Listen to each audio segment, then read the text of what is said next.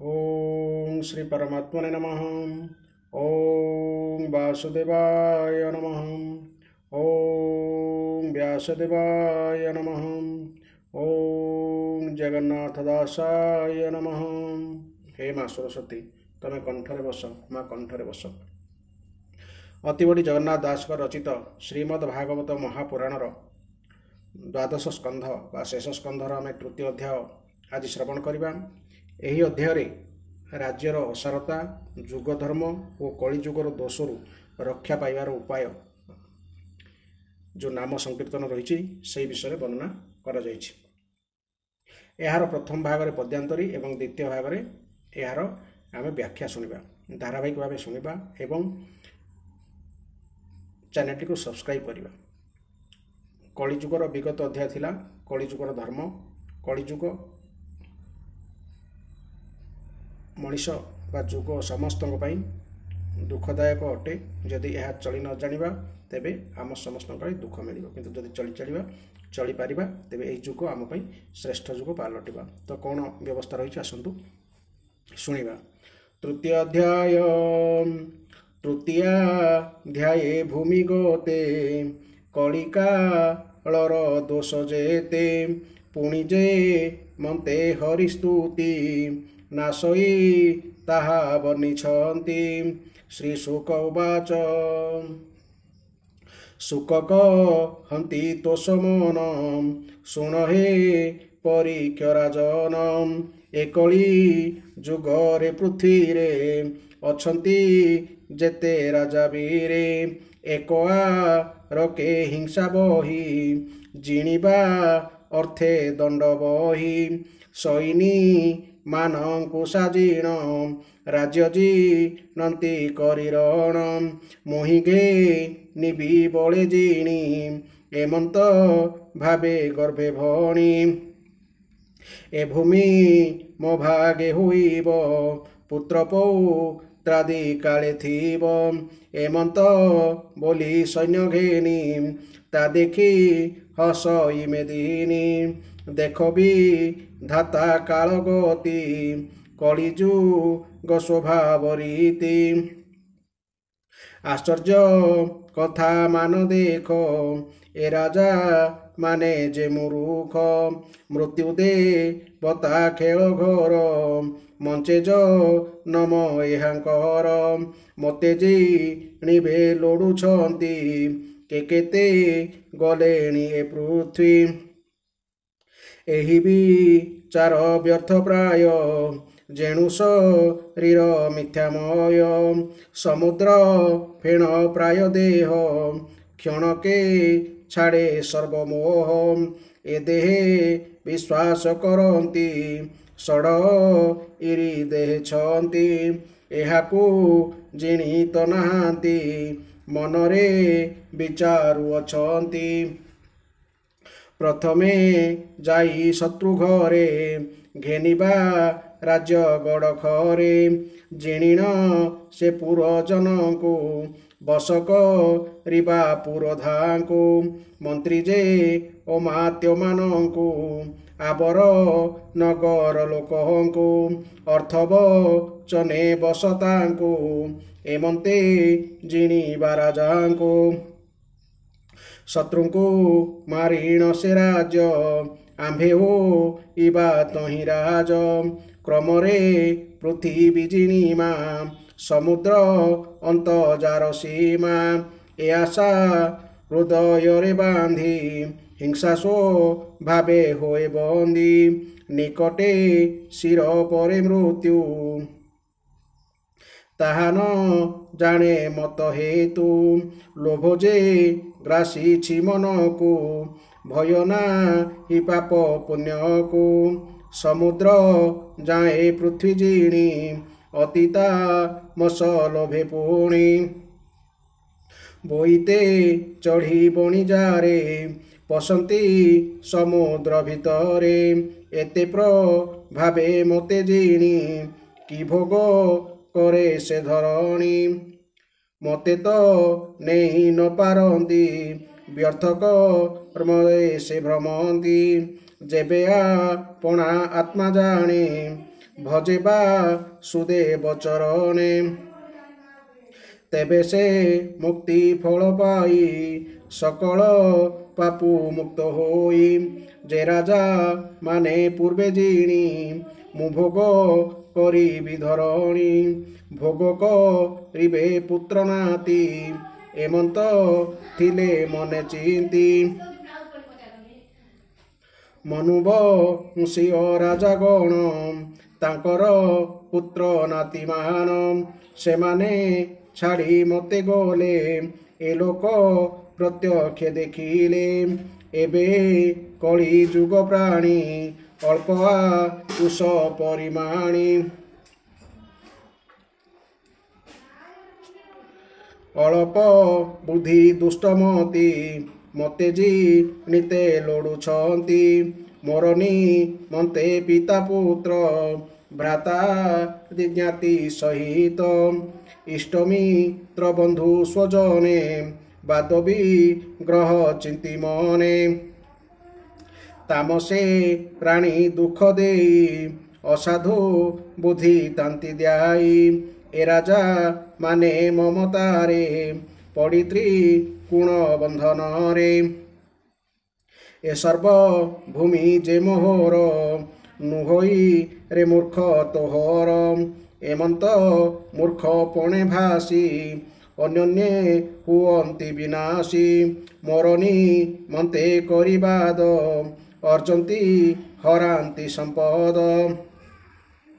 ସତ୍ୟଯୁଗାଦି ଯେତେ ରାଜା ପୃଥୁପୁରୁର ବାଜେଗା।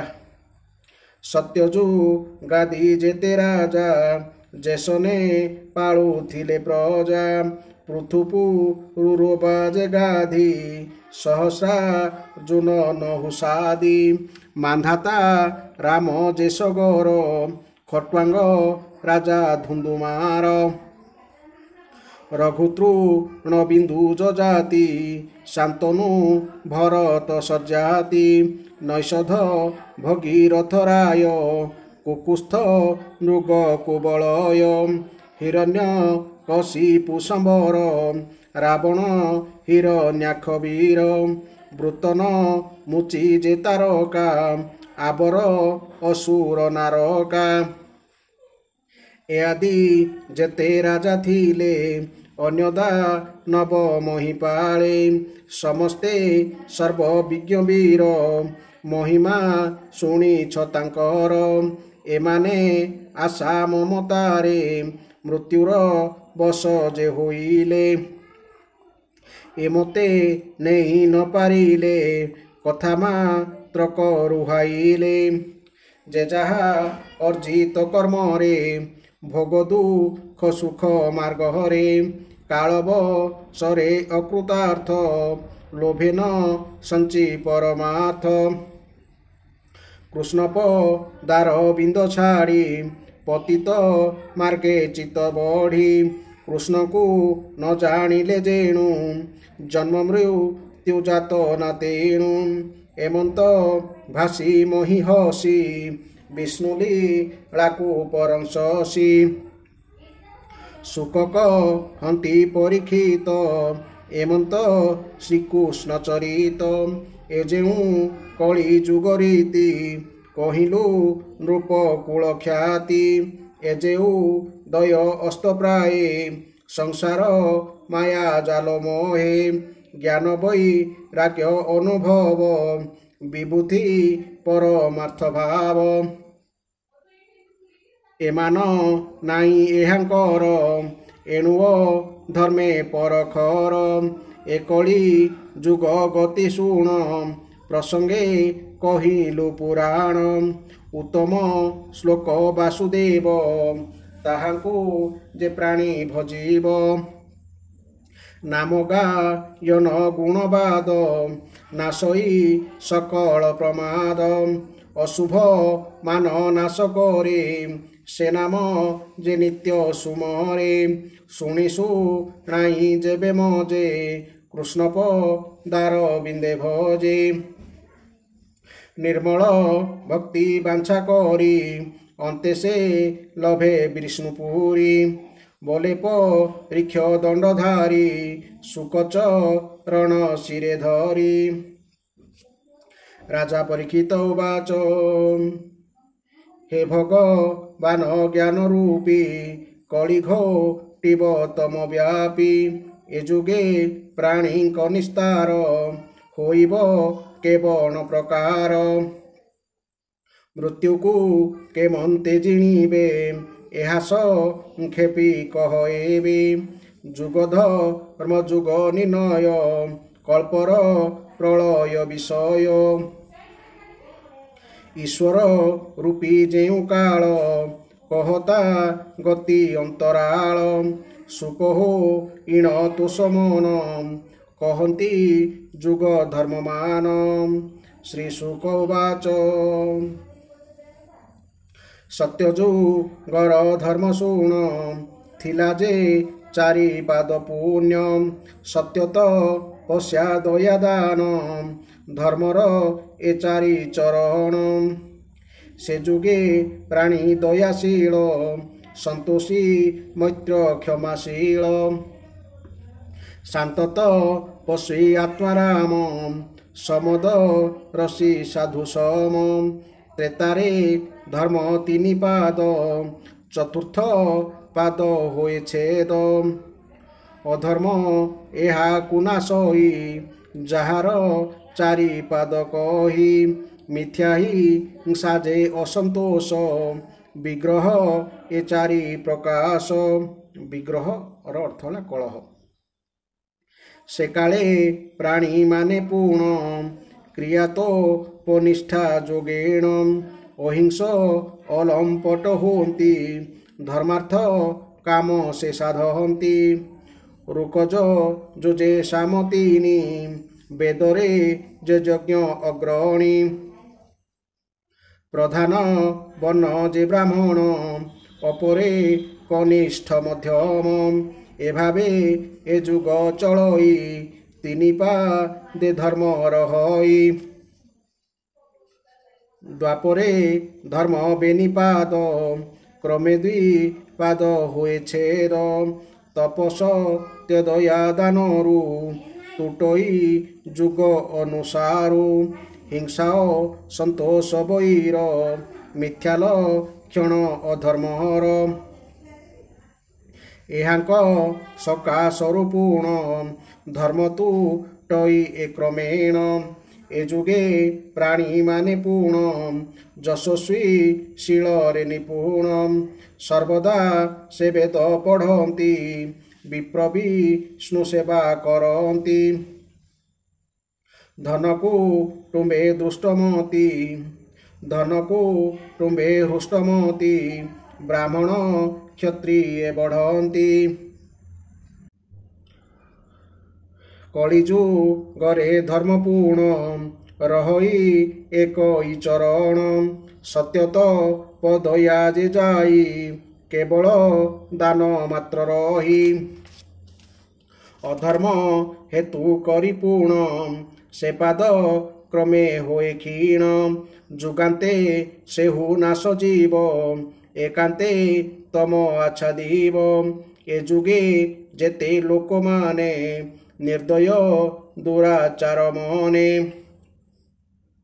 करियो कारणे बैरी अभाग्य बंत हंत सीरी अत्यंत लोभी जने हेबे शूद्रे जे बहुत बढ़िबे सत्वर जतम त्रिगुण पुरुषे थाई अनुक्षण कालर बले गुण दोष होई अळप विशेष बढ़ई सत्व गुण जेबे मन बुद्धि इंद्रिय तेबे ज्ञान तो परे रत होई श्री वासुदेवं को भजई भक्ति कृष्ण पादे जान सत्यजुगर ए लक्षण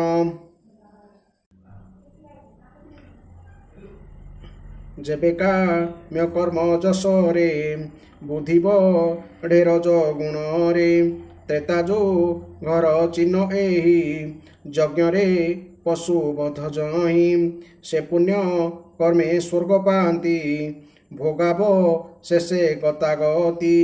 ପଣ୍ଡିତ ପ୍ରାଣୀ ଏହା ଜାଣି ନିଷ୍କାମେ ଭଜେ ଚକ୍ରପାଣି। ଯେବେ ଦ୍ୱାପର ଯୁଗ ହୋଇ ରଜତ ମଗୁଣ ବଢ଼ଇ। ଲୋଭ ଯେ ଅସନ୍ତୋଷ ମାନ ଦମ୍ଭମ ଛର କାମ୍ୟ କର୍ମ। ଏମାନେ ଅଧିକ ବଢ଼ନ୍ତି ଦୟାଦା ନ ଦୂରେ ରହନ୍ତି। ହିଂସା ଯେ ମିଥ୍ୟା ଅସନ୍ତୋଷ ଦ୍ୱାପର ଲକ୍ଷଣ ବିଶେଷ। ଯେବେ କଳି ଯୁଗ ହୋଇ ଏକାତ ମଗୁଣ ବଢ଼ଇ। ପ୍ରାଣୀମାନଙ୍କର ଯେ ପୁଣ ଅଳସ ମାୟା ମିଥ୍ୟା ଗୁଣ। ବିଷାଦ ନିଦ୍ରା ହିଂସା ଶୋକ ବଢ଼ାଏ ମାୟା ମୋହ ଦୁଃଖ। ଏତେ ଗୁଣରେ କଳି ହୋଇ ସେ କଳି ତାମସ ବୋଲାଇ। ପ୍ରାଣୀଏ ହୁଅନ୍ତି ମନ୍ଦଗତି ଅଳପ ଭାଗ୍ୟେ ସେ ଜିଅନ୍ତି। ବହୁତ ଭକ୍ଷନ୍ତି ଆହାର କାମୀ ହୁଅନ୍ତି ମୂଢ଼ ନର। କୁଟୁମ୍ବୀ ଜୀବିକା ବିହୀନ ଦରିଦ୍ର ହୋଇ ବଞ୍ଚେ ଦିନ। କୁଳସ୍ତ୍ରୀ ହୋଇ ଦୋଚାରୁଣୀ ଅସତୀ ପଣେ ସାହସିନୀ। ଦେବବ୍ରାହ୍ମଣ ଗୁରୁ ସ୍ୱାମୀ ଶାଶୁ ଶ୍ୱଶୁରଙ୍କୁ ନ ଗଣି। ରାଜ୍ୟରେ ଖଣ୍ଟେ ପ୍ରବର୍ତ୍ତିବେ ବେଦକୁ ପାଷଣ୍ଡେ ଦୂଷିବେ। ପ୍ରଜା ସର୍ବସ୍ୱ ରାଜା ନେବେ ତାକୁ ବହୁତ କଷ୍ଟ ଦେବେ। ବ୍ରାହ୍ମଣେ ଜିହ୍ୱା ଇନ୍ଦ୍ରିବଶ ହେବାରୁ ତାଙ୍କ କର୍ମନାଶ। କ୍ରୟ ବିକ୍ରୟ ବେଦ କରି ବ୍ରତୀ ନ ହିବେ ବ୍ରହ୍ମଚାରୀ। ସନ୍ନ୍ୟାସୀ ହେବେ ଅନାଚାରୀ କୁଟୁମ୍ବ ଘେନି ଘର କରି। ଲୋଭେ ବୈଶ୍ୟବୃତ୍ତି କରିବେ ଭେକ ଧରି ମାତ୍ର ରହିବେ। ଯେତେ ବା ନପ୍ରସ୍ଥ ତପସ୍ୱୀ ଅଜ୍ଞାନେ ହେବେ ଗ୍ରାମବାସୀ। ସ୍ତ୍ରୀଏ ହେବେ ଅସୁନ୍ଦର ବହୁତ କରିବେ ଆହାର। ହୋଇବେ ଅତ୍ୟନ୍ତ ନିର୍ଲଜ ବିସ୍ତାର ହୋଇବେ ତନୁଜ। ନିରତେ କହି କଟୁବାଣୀ ଚୌର୍ଯ୍ୟ ମାୟା ସାହସିନୀ। କ୍ରୟ ବିକ୍ରୟ ବ୍ୟବହାରେ କୁଟକ ପଟ ବଣିଜାରେ। ବିନା ବିପଦେ ସର୍ବଜନେ ଆପଣା ବୃତ୍ତି ଛାଡ଼ିଅନେ। ନିନ୍ଦିତ ଜୀବିକା କରିବେ ପତିତ କର୍ମ ଆଚରିବେ। ସ୍ୱାମୀ ନିର୍ଧନ ହେବ ଯେବେ ସେବକେ ତାକୁ ଛାଡ଼ି ଯିବେ। ସେବକ ଅସମର୍ଥ ଦେଖି ସ୍ୱାମୀଏ ତାହାଙ୍କୁ ପେଖି। ଉତ୍ତମ ଗାଈ ବୃଦ୍ଧା ହେଲେ ନ ପାଳି ଛାଡ଼ି ଦେବେ ଭଲେ। ପିତା ଜନନୀ ଭ୍ରାତା ଜ୍ଞାତି ମିତ୍ର ସୁହୃଦ ଯେବା ଥାନ୍ତି। ସକଳ ସଙ୍ଗ ତ୍ୟାଗ କରି ଶ୍ୱଶୁର ଶଳାଙ୍କୁ ପଚାରି। ଶୀଳ ଆଚାର ନ କରିବେ ସ୍ତ୍ରୀଙ୍କ ବସେ ଦିନ ନେବେ। କେ କାହା ପିତା କେହୁ ମାତ ଆପଣା କର୍ମେ ଆତଜାତ। ଏମନ୍ତ ବିଚାରିଣ ଜନେ ରହି ଶ୍ୱଶୁର ସନ୍ନିଧାନେ। ତପସ୍ୱୀ ଶୂଦ୍ର ମାନେ ହେବେ ଦାନ ପ୍ରତିଗ୍ରହ କରିବେ। ଅଧର୍ମୀ ଉଚ୍ଚ ସ୍ଥାନେ ଥିବେ ଧର୍ମ ଧର୍ମ ସେ କହିବେ। ସଂସାରେ ଗୁରୁ ବୋଲାଇବେ ସକଳେ ସେ ବୋଲ ପାଳିବେ। ପ୍ରଜାଏ କର ପୀଡ଼ା ପାଇ ଦୁର୍ଭିକ୍ଷେ କଷ୍ଟି ହେବେ ସେହି। ମନ ଉଦ୍ବେଗ ସେ କରିବେ ଅର୍ଣ୍ଣବ ସନ ନ ପାଇବେ। ମେଘ ବରଷା ନ ବରଷି ତେଣୁ ହୋଇବ ନାହିଁ କୃଷି। ପ୍ରାଣୀଏ ସ୍ଥାନ ଭ୍ରଷ୍ଟ ହୋଇ ଦେଶ ଭାଜିଣ ଶୂନ୍ୟ ହୋଇ। ଅର୍ଣ୍ଣବ ସନ ଯେ ଶୟନ ସ୍ନାନ ପାନ ମୈଥୁନ। ଭୂଷଣ ଆଦିରେ ବିହୀନ ପିଶାଚ ସମ ପ୍ରାଣୀମାନ ବୋଡ଼ିକ ନିମନ୍ତେ ମରିବେ ଅତୀତ ମେଜେ ଗ୍ରସ୍ତ ହେବେ। ବୋଡ଼ିକର ଅର୍ଥ 20 କଡ଼ା କୋଡ଼ି ଅର୍ଥାତ୍ ଏଠାରେ ମୁଦ୍ରା ଅର୍ଥରେ ବ୍ୟବହୃତ ହେବ। ଆପଣା ପ୍ରିୟ ଲୋକ ମାରି ଆପଣା ସୁଖ ମଣିଷିରି ତାତଜ ନନି ବୃଦ୍ଧ କାଳେ ତାଙ୍କୁ ନ ପଶି ମତ ଭଳେ ଛାଡ଼ିସା ଧବି ପତିବ୍ରତା ମତେ ହୋ ଇବେ ଅନ୍ୟ ଭର୍ତ୍ତା ପୁରୁଷେ ବେଶ୍ୟାଙ୍କୁ ଭଜିବେ ଲମ୍ପଟେ ନାରୀଙ୍କି ଛାଡ଼ିବେ କୁଳ ସ୍ତ୍ରୀ ମାନେ ଏହି ମତେ ନାସିବେ କୁଟୁମ୍ବ ସହିତେ ଇନ୍ଦ୍ରିଲା ଲସେ ପେଟ ପୋଷି ରହିବେ ହୋଇ ଦାସ ଦାସୀ କଳିର ତମ ଆଚ୍ଛାଦନେ ବିଷ୍ଣୁକୁ ନ ଭଜିବେ ଜନେ। ଶ୍ରୀକୃଷ୍ଣ ପାଦ ପଦ୍ମରସ କେହି ତ ନ କରିବେ ଗ୍ରାସ ପାଷାଣ୍ଡ ଚିତ୍ତ ବୁଦ୍ଧି ଭେଦେ ନ ଭଜେ ଚରଣାରବିନ୍ଦେ ଯେ ନାମ ପତିତ ପାବନ ମହାବିପତି ବିନାଶନ ମରଣ କାଳେ ଯେଉଁ ନାମ ଧଇଲେ ନ ଦଣ୍ଡଇ ଯମ ଅତିଆ ତୁରେ ବିବଶରେ ପତନ ସ୍ଖଳନ କାଳରେ ଯେ ନାମ ଗ୍ରହଣ ମାତ୍ରେଣ କର୍ମବନ୍ଧନ ନିବାରଣ ବୈକୁଣ୍ଠ ପଦ କୁଲ ଭଇ ଯେ ସୁଖ ତିନି ଲୋକେ ନାହିଁ ତାକୁ ନ ଭଜେ ମୂଢ଼ ପାଣି ମାୟାକୁ ସତ୍ୟ ପ୍ରାୟ ମଣି ଏକଳି ଯୁଗେ ପାପ ଯେତେ ପ୍ରାଣୀ ସଞ୍ଚଇ ମୋହଗ୍ରସ୍ତେ ନାମ ମାତ୍ରକେ ପାପ ନାଶେ ଅନ୍ତେ ବୈକୁଣ୍ଠ ପୁରେ ବସେ ଯେ ନାମ ଶ୍ରବଣ କୀର୍ତ୍ତନ ଆଦରେ ପୂଜା ଅବା ଧ୍ୟାନ ହୃଦକ ମଳ ମଧ୍ୟ ଥାଇ ଅଶେଷ ପାପକୁ ଦହଇ ଅନନ୍ତ କୋଟି ଯେ କଳ୍ମଷ ସ୍ମରଣେ ତାହା କରେ ନାଶ ଏକଳି ଯୁଗେ ଏକାସାର ଭଜନ ଶ୍ରୀକୃଷ୍ଣ ପୟର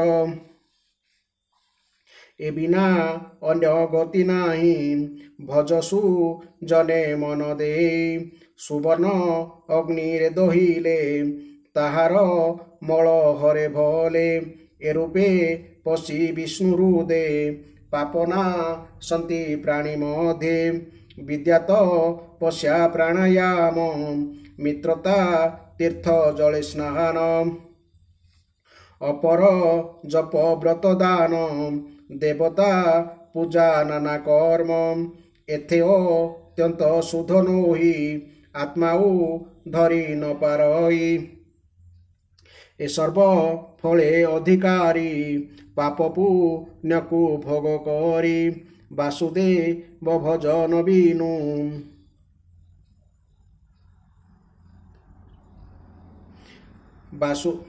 ବାସୁଦେବ ଭଜନ ବିନୁ ଉଧରି ନ ପାରଇ ତନୁ ଏବେ ତୁ ଶୁଣ ହେ ରାଜନ ହୃଦये ଗୋବିନ୍ଦ ଚରଣ ଧରିମ ରଣ ନିକଟର ସେ ନାମ ମୁଖରେ ଉଚାର ଏଣେ ତୁ ସାବଧାନ ହୁଅ ଅନ୍ତେ ପରମ ଗତି ପାଅ ଯେ ଜନ ଭଜେ ବିଷ୍ଣୁପାଦ ଲଭେ ସା ରୂପ୍ୟ ମୁକ୍ତିପଦ ସେ ବିଷ୍ଣୁ ଅଙ୍ଗେ ଲୀନ ହୁଅନ୍ତି ସେ ବିନା ନାହିଁ ଅନ୍ୟ ଗତି ସେ ସର୍ବମୟ ବାସୁଦେବ ସର୍ବ ଆତ୍ମା ସର୍ବସମ୍ଭବ ଶୁଣପ ରୀକ୍ଷ ନୃପବର ଏକଳି ଦୋଷର ସାଗର ଏକଳି ଯୁଗର ମହିମା ଅଛଇ ଏକ ଗୁଣ ସୀମା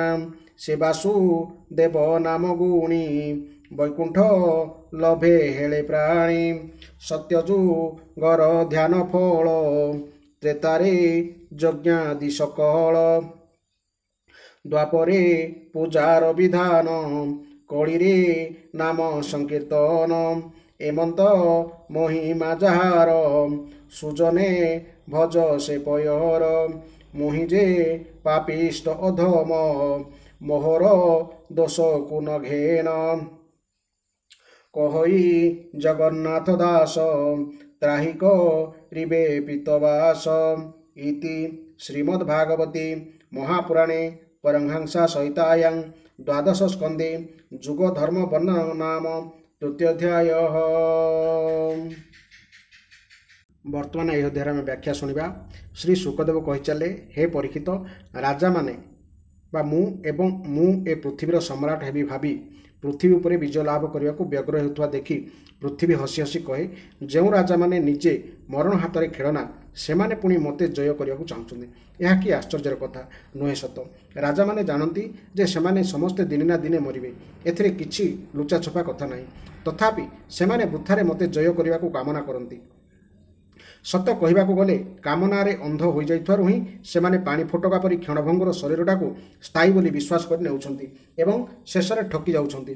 ସେମାନେ ଭାବନ୍ତି ଆମେ ପ୍ରଥମେ ମନ ସମେତ ପଞ୍ଚେନ୍ଦ୍ରିୟଙ୍କୁ ଜୟ କରିଯିବା, ନିଜ ଭିତରେ ଥିବା ଶତ୍ରୁମାନଙ୍କୁ ବଶ କରିଦେବା, କାରଣ ଏମାନଙ୍କୁ ଜୟ ନ କରୁଣୁ ବାହାର ଶତ୍ରୁଙ୍କୁ ଜୟ କରିବା କଠିନ। ତାପରେ ଆମ ଶତ୍ରୁର ମନ୍ତ୍ରୀ, ନାଗରିକ, ନେତା ଓ ସମସ୍ତ ସୈନ୍ୟବାହିନୀକୁ ମଧ୍ୟ ଆମର ଆୟତ୍ତାଧୀନ କରିଦେବା। ଯେ ଆମର ବିଜୟ ଯାତ୍ରାରେ ବାଧା ଦେବ ତାଙ୍କୁ ଆମେ ନିଶ୍ଚୟ ପରାସ୍ତ କରିଦେବା। ଏପରି ଭାବରେ ଧୀରେ ଧୀରେ ସମଗ୍ର ପୃଥିବୀ ଆମର ଆୟତ୍ତାଧୀନ ହୋଇଯିବ ଏବଂ ସମୁଦ୍ର ହିଁ ଆମ ରାଜ୍ୟର ଖାଇ ବା ଗଡ଼ ଖାଇର କାମ କରିବ। ସେମାନେ ମନ ମଧ୍ୟରେ ଏହିପରି ଅନେକ ଆଶା ବାନ୍ଧି ଚାଲନ୍ତି। ସେମାନଙ୍କ ଭିତରେ ଆଦୌ ଚେତା ପଶେ ନାହିଁ ଯେ ସେମାନଙ୍କୁ କାଳ ଟାକି ବସିଛି। କେବଳ ଏତିକି ଲାଳସା ନୁହେଁ, ଗୋଟିଏ ଦ୍ୱୀପ ଉପରେ ଅଧିକାର ସାବ୍ୟସ୍ତ କରି ସାରିବା ପରେ ଆଉ ଗୋଟିଏ ଦ୍ୱୀପ ଜୟ କରିବା ନିମନ୍ତେ ସେମାନେ ପ୍ରବଳ ଶକ୍ତି ଓ ଉତ୍ସାହର ସହିତ ସମୁଦ୍ର ଯାତ୍ରା ମଧ୍ୟ କରନ୍ତି। ନିଜର ମନ ଓ ଇନ୍ଦ୍ରିୟମାନଙ୍କ ଉପରେ ବିଜୟ ପ୍ରାପ୍ତି କରି ସେମାନେ ମୁକ୍ତିଲାଭ କରିପାରିଥାନ୍ତେ, ଅଥଚ ସେମାନଙ୍କୁ ଜେଣି ମଧ୍ୟ ରାଜାମାନେ ସାମାନ୍ୟ ଖଣ୍ଡିଏ ଭୂଭାଗ ହିଁ ପାଆନ୍ତି। ଏତେ ପରିଶ୍ରମ ଓ ଆତ୍ମସଂଯମର ଏହା କେଡ଼େ ତୁଚ୍ଛ ଫଳ ନୁହେଁ ସତ? ହେ ପରୀକ୍ଷିତ, ପୃଥିବୀ କହେ, ବଡ଼ ବଡ଼ ମନୁ ଓ ସେମାନଙ୍କର ପୁଅ ନାତି ମଧ୍ୟ ମୋତେ ଏଇଠି ଯଥାବତ୍ ଛାଡ଼ିଦେଇ ଯେଉଁଠୁ ଆସିଥିଲେ ସେଠାକୁ ଖାଲି ହାତରେ ଚାଲିଗଲେ। ମୋତେ ନିଜ ସାଥିରେ ନେଇପାରିଲେ ନାହିଁ। ଅଥଚ ଏହି ମୂର୍ଖ ରାଜାମାନେ ମୋତେ ଯୁଦ୍ଧରେ ଜୟ କରି ନିଜ ବଶରେ ରଖିବାକୁ ଚାହୁଁଛନ୍ତି। ଯେଉଁମାନଙ୍କ ମନରେ ବଦ୍ଧମୂଳ ଧାରଣା ଜନ୍ମିଯାଇଛି ଯେ ପୃଥିବୀଟା ହେଉଛି ତାଙ୍କରି, ସେହି ଦୁଷ୍ଟମାନଙ୍କ ରାଜ୍ୟରେ ମୋ ପାଇଁ ବାପ ପୁଅ ଭାଇ ଭାଇ ମଧ୍ୟରେ ଲଢ଼େଇ ଚାଲେ। ସେମାନେ ନିଜ ନିଜ ମଧ୍ୟରେ ଝଗଡ଼ା କରି କହନ୍ତି, ରେ ମୂଢ଼, ଏହି ସମଗ୍ର ପୃଥିବୀଟା ହେଉଛି ମୋର, ତୋର ନୁହେଁ। ଏପରି ବୋଲାବୋଲି ହୋଇ ଯୁଦ୍ଧ ଡାକରା ଦିଅନ୍ତି ଏବଂ ପରସ୍ପର ମରାମରି ହେଉ ହେଉ ଅନ୍ୟକୁ ମାରିଦିଅନ୍ତି ଓ ନିଜେ ବି ମରିଯାଆନ୍ତି। ପୃଥୁ, ପୁରୁରବା, ଗାଧି, ନହୁଷ, ଭରତ, ସହସ୍ରବାହୁ, ଅର୍ଜୁନ, ମାନ୍ଧାତା, ସଗର, ରାମ, ଖଟୁଆଙ୍ଗ, ଧୁନ୍ଧୁମାର, ରଘୁ, ତୃଣବିନ୍ଦୁ, ଯଜାତି, ସର୍ଜାତି, ଶାନ୍ତନୁ, ଗୟ, ଭଗୀରଥ, କୁବଳୟାସ, ଉକୁସ୍ତ, ନଳ, ନୃଗ, ହିରଣ୍ୟକଶିପୁ, ବୃତ୍ରାସୁର, ଲୋକଦ୍ରୋହୀ ରାବଣ, ନମୁଚି, ସମ୍ଭର, ଭୌମାସୁର, ହିରଣ୍ୟାକ୍ଷ ଓ ତାରକାସୁର ପରି ବହୁ ବଡ଼ ବଡ଼ ଦୈତ୍ୟ ଓ ଶକ୍ତିଶାଳୀ ନରପତି ଆସି ଚାଲିଗଲେଣି। ସେମାନେ ସବୁକିଛି ବୁଝିଥିଲେ, ବୀର ଯୋଦ୍ଧା ଥିଲେ। ବୀର ଯୋଦ୍ଧା ମଧ୍ୟ ଥିଲେ। ସମସ୍ତେ ଦିଗ୍ବିଜୟରେ ବାହାରି ନିଜେ ଅପରାହୂତ ରହି ଅନ୍ୟମାନଙ୍କୁ ପରାସ୍ତ କରିଦେଇଥିଲେ। କିନ୍ତୁ ପରିଶେଷରେ ସେ ସମସ୍ତେ କାଳଗ୍ରାସରେ ପଡ଼ିଗଲେ। ହେ ରାଜନ, ସେମାନେ ମୋ ପ୍ରତି ପ୍ରଗାଢ଼ ମମତା ରଖିଥିଲେ ଏବଂ ଏହି ପୃଥିବୀ ମୋର ବୋଲି ଭାବିଥିଲେ, କିନ୍ତୁ ବିକରାଳ କାଳ ସେମାନଙ୍କ ଲାଳସାକୁ ପୂର୍ଣ୍ଣ ହେବାକୁ ଦେଲା ନାହିଁ। ବର୍ତ୍ତମାନ ସେମାନଙ୍କର ବଳ, ପୁରୁଷ ଓ ଶରୀର କୌଣସି ସତ୍ତା ନାହିଁ। ସେମାନଙ୍କର କାହାଣୀ ସ୍ମୃତି ମାତ୍ର ହୋଇ ରହିଯାଇଛି। ହେ ପରୀକ୍ଷିତ, ସଂସାରରେ ବହୁ ପ୍ରତାପୀ ଓ ମହାନ ପୁରୁଷ ଜନ୍ମ ହୋଇଥିଲେ, କିନ୍ତୁ ସେମାନେ ନିଜ ନିଜର ଯଶ ବିସ୍ତାର କରି ଏଠାରୁ ଚାଲିଗଲେ। କେବଳ ଜ୍ଞାନ ଓ ବୈରାଗ୍ୟ ଉପଦେଶ ଦେବା ନିମନ୍ତେ ମୁଁ ତୁମକୁ ସେମାନଙ୍କର କଥା ଶୁଣାଇଲି। ଏସବୁ ହେଉଛି ବାଣୀର ବିଳାସ ମାତ୍ର। ଏଥିରେ କୌଣସି ପରମାର୍ଥିକ ସତ୍ୟ ନାହିଁ। ଭଗବାନ ଶ୍ରୀକୃଷ୍ଣଙ୍କର ଗୁଣଗାନ ସମସ୍ତ ଅମଙ୍ଗଳ ନାଶ କରେ। ବଡ଼ ବଡ଼ ମହାତ୍ମାମାନେ ତାଙ୍କର ଗୁଣଗାନ କରନ୍ତି। ଯେଉଁମାନେ ଅନନ୍ୟ ପ୍ରେମ ଓ ଭକ୍ତିର ସହିତ ଶ୍ରୀକୃଷ୍ଣଙ୍କ ଚରଣରେ ଅନୁରକ୍ତ ରହନ୍ତି, ସେମାନେ ନିତ୍ୟ ନିରନ୍ତର ଭଗବାନଙ୍କର ଦିବ୍ୟ ଗୁଣଗାନ ହିଁ ଶ୍ରବଣ କରିବା ଆବଶ୍ୟକ। ରାଜା ପରୀକ୍ଷିତ ପଚାରିଲେ, ଭଗବାନ, ମୋତେ ତ କଳିଯୁଗରେ ବିଭିନ୍ନ ଦୋଷ ପୂରି ରହିଥିବା ଦେଖାଯାଉଛି। ଲୋକେ କେଉଁ ଉପାୟରେ ସେହି ଦୋଷ ସବୁ ନାଶ କରିପାରିବେ ତାହା କହନ୍ତୁ। ତା ଛଡ଼ା ବିଭିନ୍ନ ଯୁଗର ସ୍ୱରୂପ, ସେହି ଯୁଗର ଧର୍ମ, କଳ୍ପର ସ୍ଥିତି ଏବଂ ପ୍ରଳୟ କାଳର ସ୍ୱରୂପ, ସର୍ବବ୍ୟାପକ ସର୍ବଶକ୍ତିମାନ ଭଗବାନଙ୍କର କାଳ ରୂପ ବିଷୟରେ ମଧ୍ୟ ବର୍ଣ୍ଣନା କରନ୍ତୁ। ଶ୍ରୀ ଶୁକଦେବ କହିଲେ, ହେ ପରୀକ୍ଷିତ, ସତ୍ୟ ଯୁଗରେ ଧର୍ମର ଚାରିପାଦ ଥାଏ। ସେଗୁଡ଼ିକ ହେଲା ସତ୍ୟ, ଦୟା, ତପ ଓ ଦାନ। ସେହି ଯୁଗରେ ଲୋକେ ପୂର୍ଣ୍ଣ ନିଷ୍ଠାର ସହିତ ନିଜ ନିଜର ଧର୍ମ ପାଳନ କରନ୍ତି। ଧର୍ମ ହେଉଛି ସ୍ୱୟଂ ଭଗବାନଙ୍କର ସ୍ୱରୂପ। ସତ୍ୟ ଯୁଗର ଲୋକେ ଅତ୍ୟନ୍ତ ସନ୍ତୋଷପ୍ରିୟ ଏବଂ ଦୟାଳୁ ହୁଅନ୍ତି। ସେମାନେ ସମସ୍ତଙ୍କ ସହିତ ମିତ୍ରତାପୂର୍ଣ୍ଣ ବ୍ୟବହାର କରନ୍ତି ଓ ଶାନ୍ତ ରହନ୍ତି। ମନ ଓ ଇନ୍ଦ୍ରିୟଗଣ ସେମାନଙ୍କର ବଶରେ ରହନ୍ତି ଏବଂ ସୁଖ ଦୁଃଖ ଆଦି ଦ୍ୱନ୍ଦ୍ୱକୁ ସେମାନେ ସମାନ ଭାବରେ ସହନ କରନ୍ତି। ଅଧିକାଂଶ ଲୋକେ ସମଦର୍ଶୀ ଓ ଆତ୍ମାରାମ ହୁଅନ୍ତି ଏବଂ ଅବଶିଷ୍ଟ ସମସ୍ତେ ସ୍ୱରୂପ ସ୍ଥିତି ଅର୍ଥାତ୍ ଭଗବତ ପ୍ରାପ୍ତି ନିମନ୍ତେ ପ୍ରୟାସ କରିବାରେ ତତ୍ପର ରହନ୍ତି। ହେ ପରୀକ୍ଷିତ, ଧର୍ମ ପରି ଅଧର୍ମର ମଧ୍ୟ ଚାରିପାଦ ଥାଏ। ସେଗୁଡ଼ିକ ହେଲା ଅସତ୍ୟ, ହିଂସା, ଅସନ୍ତୋଷ ଓ କଳହ। କାଳକ୍ରମେ ତ୍ରେତା ଯୁଗରେ ଧର୍ମର ସତ୍ୟ ଆଦି ପାଦର 1/4 ଧୀରେ ଧୀରେ କ୍ଷୀଣ ହୋଇଯାଏ। ହେ ରାଜନ୍, ସେତେବେଳେ ବର୍ଣ୍ଣମାନଙ୍କ ବା ଜାତିମାନଙ୍କ ମଧ୍ୟରେ ବ୍ରାହ୍ମଣମାନଙ୍କର ପ୍ରାଧାନ୍ୟ ଅକ୍ଷୁଣ୍ଣ ରହେ। ଲୋକଙ୍କ ମଧ୍ୟରେ ବିଶେଷ ହିଂସା, ଲମ୍ପଟତା ଦେଖାଯାଏ ନାହିଁ। ସମସ୍ତେ କର୍ମକାଣ୍ଡ ଓ ତପସ୍ୟାରେ ନିଷ୍ଠା ରଖନ୍ତି ଏବଂ ଧର୍ମ, ଅର୍ଥ ଓ କାମ ରୂପକ ତ୍ରିବର୍ଗ ଫଳ ଭୋଗ କରନ୍ତି। ଅଧିକାଂଶ ଲୋକେ ବୈଦିକ କର୍ମ ବିଧିରେ ପାରଦର୍ଶୀ ବିଦ୍ୱାନ ହୁଅନ୍ତି। ଦ୍ୱାପର ଯୁଗରେ ହିଂସା, ଅସନ୍ତୋଷ, ମିଥ୍ୟା ଓ ଦ୍ୱେଷ, ଅଧର୍ମ ଏହି ଚାରି ପାଦଗୁଡ଼ିକ ବୃଦ୍ଧି ପାଏ ଏବଂ ପରିଣାମ ସ୍ୱରୂପ ଧର୍ମର ତପସ୍ୟା, ସତ୍ୟ, ଦୟା ଓ ଦାନରୁ ଅଧା ଅଧା କ୍ଷୀଣ ହୋଇଯାଏ। ସେହି ସମୟର ଲୋକମାନେ ବଡ଼ ଯଶସ୍ୱୀ, କର୍ମକାଣ୍ଡୀ ଓ ବେଦ ଅଧ୍ୟୟନ ଅଧ୍ୟାପନାରେ ଅଧିକ ତତ୍ପର ହୁଅନ୍ତି। ଲୋକଙ୍କ କୁଟୁମ୍ବ ବହୁ ବିସ୍ତାରିତ ହୁଏ। ଲୋକେ ପ୍ରାୟତଃ ଧନୀ ଓ ସୁଖୀ ହୁଅନ୍ତି। ସେହି ଦ୍ୱାପର ଯୁଗରେ କ୍ଷତ୍ରିୟ ଓ ବ୍ରାହ୍ମଣ ଉଭୟ ବର୍ଣ୍ଣର ପ୍ରାଧାନ୍ୟ ରହେ। କଳି ଯୁଗରେ ଅଧର୍ମର ଚାରିଟି ଯାକ ପାଦ ଅତ୍ୟନ୍ତ ବଢ଼ିଯାଏ। ତା ଫଳରେ ଧର୍ମର ଚାରିପାଦ କ୍ଷୀଣ ହୋଇ ସେସବୁର 1/4 ହିଁ ରହେ। କଳିର ଶେଷ ଆଡ଼କୁ ସେହି 1/4 ମଧ୍ୟ ଲୋପ ପାଇଯାଏ।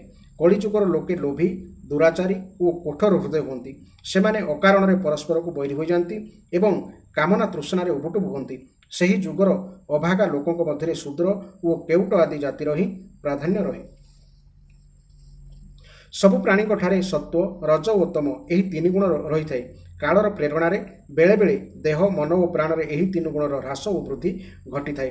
ଯେଉଁ ସମୟରେ ମନ, ବୁଦ୍ଧି ଓ ଇନ୍ଦ୍ରିୟଗଣ ସତ୍ୱଗୁଣରେ ମଜି ନିଜ ନିଜର କାମ କରିବାରେ ଲାଗନ୍ତି, ସେହି ସମୟକୁ ସତ୍ୟଯୁଗ ବୋଲି ଜାଣିବା ଉଚିତ। ସତ୍ୱଗୁଣର ପ୍ରାଧାନ୍ୟ ରହିଥିବା ସମୟରେ ମନୁଷ୍ୟ ଜ୍ଞାନ ଓ ତପସ୍ୟାରେ ଅଧିକ ପ୍ରୀତି ରଖେ। ଯେଉଁ ସମୟରେ ମନୁଷ୍ୟମାନଙ୍କର ପ୍ରବୃତ୍ତି ଓ ରୁଚି ଧର୍ମ, ଅର୍ଥ ଓ ଲୌକିକ ତଥା ପାରଲୌକିକ ସୁଖଭୋଗ ଆଡ଼କୁ ଢଳି ରହେ ତଥା ଦେହ, ମନ ଓ ଇନ୍ଦ୍ରିୟମାନେ ରଜଗୁଣରେ ମଜି ନିଜ ନିଜର କାମ କରିବାକୁ ଲାଗନ୍ତି, ସେତେବେଳେ ତ୍ରେତା ଯୁଗ ଚାଲିଛି ବୋଲି ବୁଝିବାକୁ ହେବ। ଯେତେବେଳେ ଲୋଭ, ଅସନ୍ତୋଷ, ଅଭିମାନ, ଦମ୍ଭ, ମାତ୍ସର୍ଯ୍ୟ ଆଦି ଦୋଷ ପ୍ରକାଶ ପାଏ ଏବଂ ମନୁଷ୍ୟ ବଡ଼ ଉତ୍ସାହ ତଥା ଆଗ୍ରହର ସହିତ ସକାମ କର୍ମରେ ଲିପ୍ତ ହେବାକୁ ଚାହେଁ, ସେତେବେଳେ ଦ୍ୱାପର ଯୁଗ ଚାଲିଛି ବୋଲି ବୁଝିବାକୁ ହେବ। ରଜଗୁଣ ଓ ତମଗୁଣର ମିଶ୍ରିତ ପ୍ରାଧାନ୍ୟକୁ ଦ୍ୱାପର ଯୁଗ କୁହାଯାଏ। ମିଥ୍ୟା, କପଟ, ତନ୍ଦ୍ରା, ନିଦ୍ରା, ହିଂସା, ବିଷାଦ, ଶୋକ, ମୋହ, ଭୟ ଓ ଦୈନ୍ୟର ପ୍ରାଧାନ୍ୟ ଥିଲେ ତମଗୁଣ ପ୍ରଧାନ କଳିଯୁଗ ଚାଲିଛି ବୋଲି ବୁଝିବାକୁ ପଡ଼ିବ। କଳିଯୁଗର ରାଜତ୍ୱ ଚାଲିଲେ ଲୋକଙ୍କ ଦୃଷ୍ଟିକୋଣ ସଂକୀର୍ଣ୍ଣ ହୋଇଯାଏ। ଅଧିକାଂଶ ଲୋକ ହୋଇଯାନ୍ତି ନିତାନ୍ତ ଗରିବ, କିନ୍ତୁ ଖାଆନ୍ତି ବହୁତ ବେଶୀ। ସେମାନଙ୍କର ଭାଗ୍ୟ ଅତ୍ୟନ୍ତ ମନ୍ଦ ହୋଇଯାଏ, ଅଥଚ ସେମାନେ ପୋଷଣ କରନ୍ତି ବଡ଼ ବଡ଼ କାମନା। ସ୍ତ୍ରୀମାନଙ୍କର ଦୁଷ୍ଟତା ଓ କୋଳଟାପଣ ବୃଦ୍ଧି ପାଏ। ସମଗ୍ର ଦେଶରେ ଓ ଗାଁ ଗଣ୍ଡାରେ ଚାରିଆଡ଼େ ପରଧନ ହରଣ କରୁଥିବା ଲୋକଙ୍କ ପ୍ରାଧାନ୍ୟ ଓ ପ୍ରଚୁରତା ଦେଖାଯାଏ। ପାପୀ ଓ ଭଣ୍ଡମାନେ ନିଜ ନିଜର ନୂଆ ନୂଆ ମତ ପ୍ରଚଳନ କରି ମନ ଇଚ୍ଛା ଢଙ୍ଗରେ ବେଦ ବାକ୍ୟମାନଙ୍କର ଅର୍ଥ ବାହାର କରନ୍ତି ଏବଂ ଏପରି କରି ଦେବତାମାନଙ୍କୁ କଳଙ୍କିତ କରିଦିଅନ୍ତି। ରାଜା ବା ଶାସକ ବୋଲାଉଥିବା ଲୋକେ ପ୍ରଜାମାନଙ୍କର ଅର୍ଜିତ ଧନ ଲୁଣ୍ଠନ କରି ସେମାନଙ୍କୁ ଶୋଷଣ କରିବାକୁ ଲାଗନ୍ତି। ବ୍ରାହ୍ମଣଧାରୀ ମନୁଷ୍ୟମାନେ ପେଟ ପୋଷିବାରେ ଓ ଯୌନ କାମନା ତୃପ୍ତି କରିବାରେ ବ୍ୟସ୍ତ ରହନ୍ତି। ବ୍ରହ୍ମଚାରୀମାନେ ବ୍ରହ୍ମଚର୍ଯ୍ୟ ବ୍ରତ ପାଳନ ନ କରି ଅପବିତ୍ର ହୁଅନ୍ତି। ଗୃହସ୍ଥମାନେ ଅନ୍ୟକୁ ଭିକ୍ଷା ନ ଦେଇ ନିଜେ ଭିକ ମାଗନ୍ତି ଏବଂ ବାନପ୍ରସ୍ଥମାନେ ନିଜ ଗାଁରେ ହିଁ ରହନ୍ତି। ସନ୍ନ୍ୟାସୀମାନେ ଅତ୍ୟନ୍ତ ଲୋଭୀ ଅର୍ଥ ପିଶାଚ ହୋଇଯାଆନ୍ତି ଓ ନାରୀମାନଙ୍କର ଦେହର ଆକାର ସାନ ହୋଇଯାଏ, କିନ୍ତୁ ସେମାନଙ୍କର କ୍ଷୁଧା ବଢ଼ିଯାଏ। ସେମାନେ ଅଧିକ ସଂଖ୍ୟକ ସନ୍ତାନ ଜନ୍ମ କରନ୍ତି ଏବଂ ଆପଣା କୁଳ ମର୍ଯ୍ୟାଦା ଲଙ୍ଘନ କରିବା ସଙ୍ଗେ ସଙ୍ଗେ ସେମାନଙ୍କର ଲଜ୍ଜାରୂପୀ ଅସଲ ଭୂଷଣକୁ ଛାଡ଼ି ଦିଅନ୍ତି। ସେମାନେ ସର୍ବଦା କଟୁ ଓ କଠୋର ବଚନ କହନ୍ତି ଏବଂ ଚୋରି ତଥା କପଟ କରିବାରେ ବଡ଼ ନିପୁଣ ହୋଇଯାନ୍ତି। ସେମାନଙ୍କର ଦୁଃସାହସ ମଧ୍ୟ ବହୁତ ବଢ଼ିଯାଏ। ବେପାରୀମାନଙ୍କର ହୃଦୟ ଅତ୍ୟନ୍ତ ସଂକୀର୍ଣ୍ଣ ହୋଇଯାଏ। ସେମାନେ କଉଡ଼ିଟାଏ ବି ଛାଡ଼ନ୍ତି ନାହିଁ ଏବଂ ଗୋଟିଏ ପଇସା ପାଇଁ ବି ଠକାମି କରିବାକୁ ପଛାନ୍ତି ନାହିଁ। ଏପରିକି କୌଣସି ଆପତ୍ତିକାଳ ପଡ଼ିନଥିଲେ ସୁଦ୍ଧା ନିଜେ ଧନୀ ହୋଇଥିଲେ ମଧ୍ୟ ସେମାନେ ସତ୍ପୁରୁଷଙ୍କ ମତରେ ନିନ୍ଦନୀୟ ହୋଇଥିବା ପଦାର୍ଥର ବେପାର କରନ୍ତି। ସ୍ୱାମୀ ବା ମାଲିକ ଉତ୍ତମ ଗୁଣର ଲୋକ ହୋଇଥିଲେ ମଧ୍ୟ ସେ ଯଦି ଟିକେ ନିର୍ଦ୍ଧନ ହୋଇଗଲେ ତେବେ ଚାକର ଓ ସେବକମାନେ ତାକୁ ଛାଡ଼ି ଚାଲିଯାଆନ୍ତି। ଅପରପକ୍ଷେ ଚାକର ବା ସେବକ ଯେତେ ପୁରୁଣା ବିଶ୍ୱସ୍ତ ହୋଇଥାଉ ନା କାହିଁକି ସେ ଯଦି କିଛି ବିପଦରେ ପଡ଼ିଯାଏ ତେବେ ସ୍ୱାମୀ ବା ମାଲିକ ତାକୁ କାମରୁ ବାହାର କରିଦିଅନ୍ତି। ଏପରିକି ଗାଈ ଯଦି ଦୁଧ ଦେବା ବନ୍ଦ କରିଦିଏ ତେବେ ଲୋକେ ତାକୁ ବି ଛାଡ଼ି ଦିଅନ୍ତି, ଆଉ ତାକୁ ରଖନ୍ତି ନାହିଁ। ପ୍ରିୟ ପରୀକ୍ଷିତ, କଳିଯୁଗର ମନୁଷ୍ୟମାନେ ଅତି ଲମ୍ପଟ ହୋଇଯାଆନ୍ତି। କେବଳ ନିଜର କାମ ବାସନା ତୃପ୍ତ କରିବା ପାଇଁ ହିଁ ସେମାନେ ଅନ୍ୟକୁ ପ୍ରେମ କରନ୍ତି। ବିଷୟ ବାସନାର ବଶୀଭୂତ ହୋଇ ସେମାନେ ଏତେ ଦିନହୀନ ହୋଇଯାଆନ୍ତି ଯେ ମାତା ପିତା ଭାଇ ବନ୍ଧୁ ଓ ନିଜର ମିତ୍ରମାନଙ୍କୁ ମଧ୍ୟ ଛାଡ଼ିଦେଇ କେବଳ ନିଜର ଶାଳୀ ଓ ଶଳାମାନଙ୍କ ମନ୍ତ୍ରଣାରେ ଚଳନ୍ତି। ଶୂଦ୍ରମାନେ ତପସ୍ୱୀ ବେଶ ଧରି ପେଟ ପୋଷନ୍ତି ଏବଂ ଦାନ ଗ୍ରହଣ କରନ୍ତି। ଯେଉଁମାନଙ୍କର ଧର୍ମ ବିଷୟରେ ଲେଶ ମାତ୍ର ଜ୍ଞାନ ନଥାଏ ସେମାନେ ଉଚ୍ଚ ଆସନରେ ବସି ଧର୍ମୋପଦେଶ ଦିଅନ୍ତି। ପ୍ରିୟ ପରୀକ୍ଷିତ, କଳିଯୁଗର ପ୍ରଜାମାନେ ମରୁଡ଼ି ଓ ଦୁର୍ଭିକ୍ଷରେ ପ୍ରପୀଡ଼ିତ ଓ ଭୟଭୀତ ହୋଇଯାଆନ୍ତି। ତାପରେ ପୁଣି ଶାସକ ବର୍ଗଙ୍କ ପକ୍ଷରୁ କର ବୃଦ୍ଧି କରାଯାଏ। ଫଳରେ ପ୍ରଜାଙ୍କ ଦେହରେ କେବଳ ଅସ୍ଥିପିଞ୍ଜରା ଓ ମନରେ କେବଳ ଉଦ୍ବେଗ ଅବଶିଷ୍ଟ ରହିଯାଏ। ପ୍ରାଣ ରକ୍ଷା ନିମନ୍ତେ ମୁଠାଏ ଭାତ କି ପଟେ ରୁଟି ମିଳିବା ବି କଠିନ ହୋଇଯାଏ। କଳିଯୁଗରେ ପ୍ରଜାମାନେ ପିନ୍ଧିବା ପାଇଁ ଖଣ୍ଡେ ଲୁଗା କି ଖାଇବା ପାଇଁ ମୁଠାଏ ଦାନା କି ପିଇବା ପାଇଁ ମୁନ୍ଦିଏ ପାଣି କି ଶୋଇବା ପାଇଁ ଟିକେ ଜାଗା ମଧ୍ୟ ପାଆନ୍ତି ନାହିଁ। ଦାମ୍ପତ୍ୟ ଜୀବନଯାପନ, ସ୍ନାନ, ଆଭୂଷଣ ବ୍ୟବହାରର ସୁବିଧା ମଧ୍ୟ ଲୋକଙ୍କୁ ମିଳେନାହିଁ। ଆକୃତି, ପ୍ରକୃତି ଓ କ୍ରିୟାକଳାପରେ ଲୋକେ ପିଶାଚ ପରି ହୋଇଯାଆନ୍ତି। କଳିଯୁଗର ଲୋକେ ଅଧିକ ଧନ କଥା କ'ଣ କହିବା, ସାମାନ୍ୟ 2 ପଇସା ପାଇଁ ମଧ୍ୟ ନିଜ ନିଜ ମଧ୍ୟରେ କଳି ଝଗଡ଼ା ଆରମ୍ଭ କରିଦିଅନ୍ତି ଏବଂ ବହୁଦିନର ସଦ୍ଭାବ ଓ ବନ୍ଧୁତାକୁ ଭୁଲିଯାଆନ୍ତି। କେବଳ ସେତିକି ନୁହେଁ, ସାମାନ୍ୟ ପଇସାଟିଏ ପାଇଁ ମଧ୍ୟ ଲୋକେ ନିଜର ବନ୍ଧୁବାନ୍ଧବଙ୍କୁ ପ୍ରାଣରେ ମାରିଦିଅନ୍ତି ଏବଂ ଏପରି କରି ନିଜର ପ୍ରାଣକୁ ମଧ୍ୟ ପାଣି ଛଡ଼ାଇ ଦିଅନ୍ତି। ହେ ପରୀକ୍ଷିତ, କଳିଯୁଗର କ୍ଷୁଦ୍ର ପ୍ରାଣୀ କେବଳ କାମବାସନା ପୂରଣ ଓ ପେଟ ପୋଷିବା ନିଶାରେ ବ୍ୟସ୍ତ ରହନ୍ତି। ପୁତ୍ର ନିଜର ବୃଦ୍ଧ ପିତାମାତାଙ୍କୁ ମଧ୍ୟ ରକ୍ଷା କିମ୍ବା ପାଳନ ପୋଷଣ ନ କରି ଦୂରେଇ ଯାଏ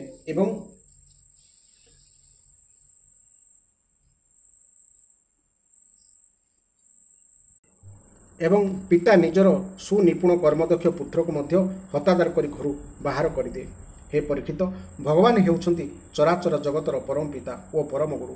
ଇନ୍ଦ୍ର, ବ୍ରହ୍ମା ଆଦି ତ୍ରିଲୋକାଧିପତି ମଧ୍ୟ ସେହି ପ୍ରଭୁଙ୍କ ଚରଣ କମଳରେ ନତଶିର ହୋଇ ତାଙ୍କୁ ନିଜର ସର୍ବସ୍ୱ ଅର୍ପଣ କରିଦିଅନ୍ତି। ସେହି ପ୍ରଭୁ ଅଚ୍ୟୁତଙ୍କର ଐଶ୍ୱର୍ଯ୍ୟ ଅନନ୍ତ ଓ ସେ ନିଜର ଶୁଦ୍ଧ ସ୍ୱରୂପରେ ସର୍ବଦା ଅବସ୍ଥିତ।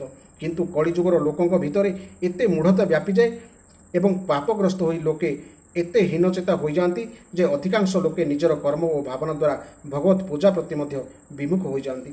ମନୁଷ୍ୟ ମରଣ କାଳରେ ଆତୁର ହୋଇ ଅଥବା ପଡ଼ିଯିବା ବା ଗୋଡ଼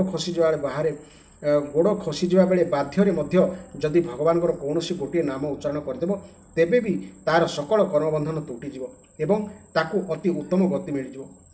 କିନ୍ତୁ ଦୁଃଖର କଥା ଯେ କଳିଯୁଗର ପ୍ରଭାବରେ ପଡ଼ି ଲୋକେ ଯେପରି ଦୟାଳୁ ଭଗବାନଙ୍କର ଆରାଧନା ପ୍ରତି ମଧ୍ୟ ବିମୁଖ ହୋଇଯାଆନ୍ତି।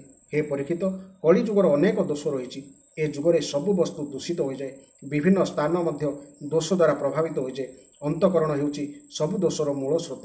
କିନ୍ତୁ ଯେତେବେଳେ ପୁରୁଷୋତ୍ତମ ଭଗବାନ ଆସି ହୃଦୟରେ ବିରାଜିତ ହୋଇଯାଆନ୍ତି ସେତେବେଳେ ତାଙ୍କର ସାନ୍ନିଧ୍ୟ ମାତ୍ରକେ ସକଳ ଦୋଷ ନଷ୍ଟ ହୋଇଯାଏ। ଭଗବାନଙ୍କର ରୂପ, ଗୁଣ, ଲୀଳା, ଧାମ ଓ ନାମର ଶ୍ରବଣ, କୀର୍ତ୍ତନ, ଧ୍ୟାନ, ପୂଜନ ଆଦି କଲେ ତଥା ସେସବୁ ପ୍ରତି ଆଦର ସମ୍ମାନ ପ୍ରଦର୍ଶନ କଲେ ଭଗବାନ ଆସି ମନୁଷ୍ୟର ହୃଦୟରେ ବିରାଜିତ ହୋଇଯାଆନ୍ତି ଏବଂ ଗୋଟିଏ ଦୁଇଟି ଜନ୍ମର କ'ଣ ସହସ୍ର ଜନ୍ମର ପାପ ରାଶି ମଧ୍ୟ ସେ ତୁରନ୍ତ ଭସ୍ମ କରିଦିଅନ୍ତି। ତେଣୁ ଏ କଳିଯୁଗେ ଏକାସାର ଭଜନ ଶ୍ରୀକୃଷ୍ଣ ପୟର।